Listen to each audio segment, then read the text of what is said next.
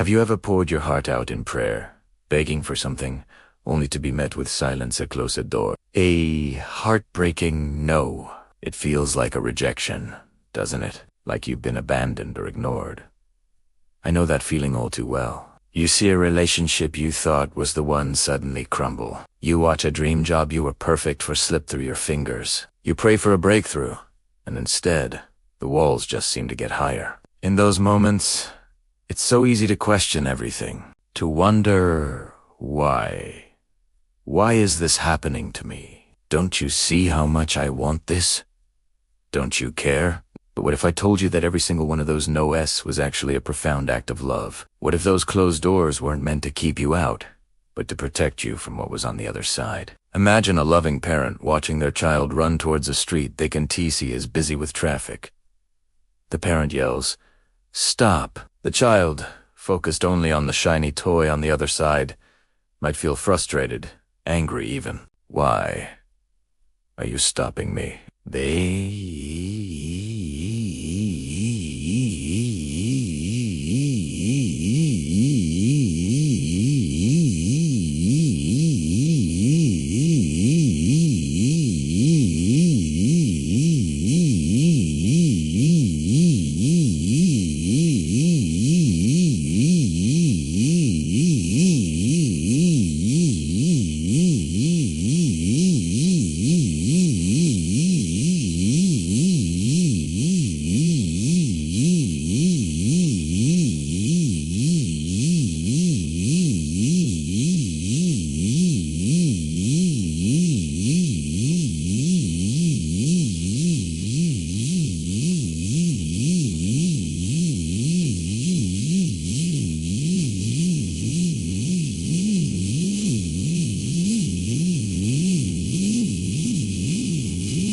The child can't see the speeding cars, the hidden danger. They only see what they want. The parent, with a higher perspective, sees the whole picture. The parent's no isn't a punishment. It's a life-saving protection. That's the perspective we're invited to consider. My child, there are things you prayed for that I did not allow, not because I wanted to hurt you, but because I was protecting you from what you could not see. Think back on your life for a moment. Can you pinpoint a time when a door slammed shut in your face? A relationship that ended and left you shattered? An opportunity that vanished into thin air? At the time, it probably felt like the end of the world. But now, looking back with the clarity of hindsight, can you see the protection in that rejection?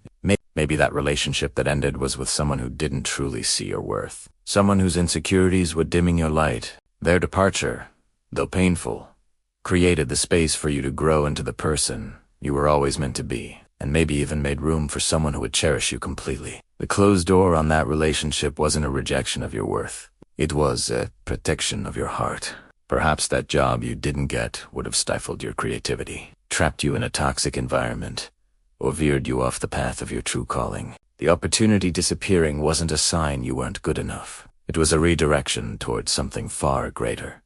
Something more aligned with your unique gifts. It was protection for your potential. The quote continues, "Some relationships ended because they were holding you back. Some doors closed because they were not meant for your future. Some opportunities disappeared because they were too small for the calling I placed on your life." This is such a powerful reframe. It shifts our perspective from loss to liberation. The things we thought we lost were actually chains we were being freed from. The opportunities we missed were just distractions from the main event. We often operate with such limited vision. We see the here and now. We see the immediate desire, the shiny object, the person we think will complete us. We're like someone trying to navigate a vast, complex maze by only looking at the ground right in front of our feet. We can't see the dead ends up ahead, the pitfalls around the corner, or the beautiful, wide-open path just a few turns away. But God, our loving parent, is like someone standing on a watchtower high above the maze.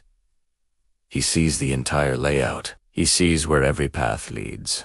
He knows which turns lead to heartache and which lead to fulfillment. So when we pray, "Please, let me go this way," and he gently closes that gate, it's not to thwart our journey, it's to guide it. The most challenging part of this is trust. It's so hard to trust a process you don't understand. It is hard to believe in a better yes when you re-grieving the no that's right in front of you. Faith isn't about having all the answers. Faith is about trusting the one who does. It is about letting go of our need to control the outcome and surrendering to a plan that is infinitely wiser than our own. Think of it like this.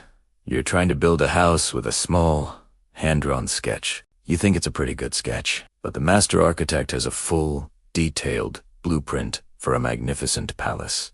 When he takes away your little sketch, it feels like a loss.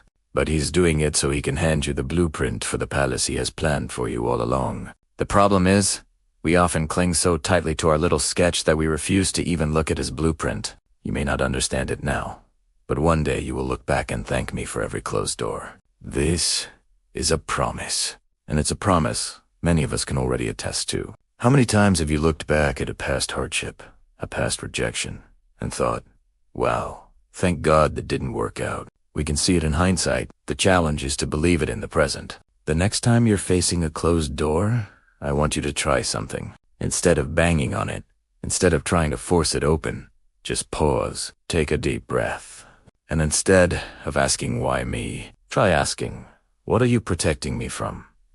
What are you preparing me for? This simple shift in perspective can change everything. It turns a moment of despair into a moment of curiosity. It transforms anxiety into anticipation. It replaces the feeling of rejection with the feeling of being divinely protected and guided. The final part of the message is the most powerful. Trust my no, because it is leading you toward a bigger yes. Trust that I am protecting you in ways you'll never fully realize. Your no might be the path to your biggest yes. The ending of that small story might be the necessary prologue to your epic adventure. The person who walked away might have been making space for the community that will lift you higher. The job you didn't get might be the universe's way of pushing you to start your own business. Write that book, or pursue the passion you've been putting off for years. The yes that awaits you is bigger than your current imagination can conceive. It's tailored specifically for you, designed to use every single one of your talents, to heal your deepest wounds, and to fulfill your highest calling. But to get to that yes, you have to be willing to walk through the hallway of no's. You have to trust that each closed door is a signpost, not a dead end, and the protection is happening in ways you'll never fully realize. There are near misses you never saw, heartaches you were spared from, and negative influences you never had to encounter, all because the door was closed at just the right moment. We only see the door that's shut.